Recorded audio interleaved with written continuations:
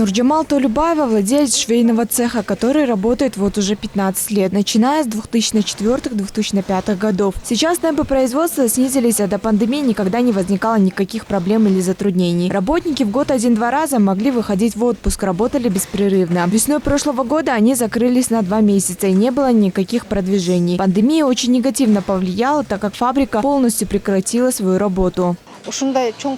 Основное сырье мы берем с Турции, из Кореи. Товары, фурнитуры не приходят вовремя. Заказы, которые делали в сентябре месяце, до сих пор не прибыли. Несмотря на все эти затруднения, мы не сидим сложа руки. Ищем альтернативу и стараемся продолжать работать. Эксперт Аскар Сыдыков считает, что для поднятия экономики страны в первую очередь нужно обеспечить безопасность, потом уже поддержка финансовых источников, льготное финансирование, инвестиции, максимально упростить законы и положения, которые регулируют бизнес.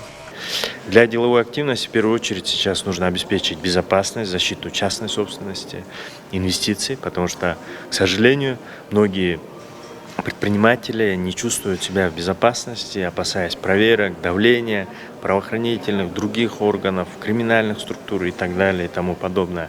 COVID-19 отрицательно повлиял на развитие экономики Кыргызстана и всего мира. Также октябрьские события повлияли на бизнес-климат страны. Как говорит заместитель бизнес-омбудсмана Кыргызстана Нурлан Мусаралиев, идет чрезмерное вмешательство со стороны государственных органов в деятельность предпринимателей. Также идет противоречие, заложенное в 2 кодексах Кыргызской республики – уголовно-процессуальном и в налоговом.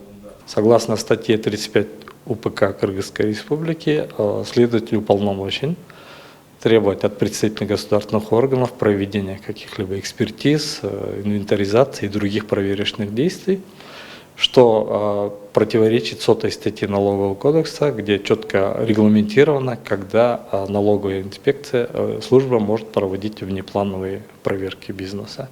По прогнозам Евразийского банка развития, начало устойчивого восстановления экономики страны ожидается к концу этого года. Но риски ухудшения ситуации остаются повышенными, так как идет рост числа новых случаев заболевания за рубежом и непонятны сроки вакцинации.